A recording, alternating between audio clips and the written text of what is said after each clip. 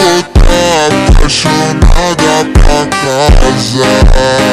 Para voltar apaixonada, nada, nada, nada.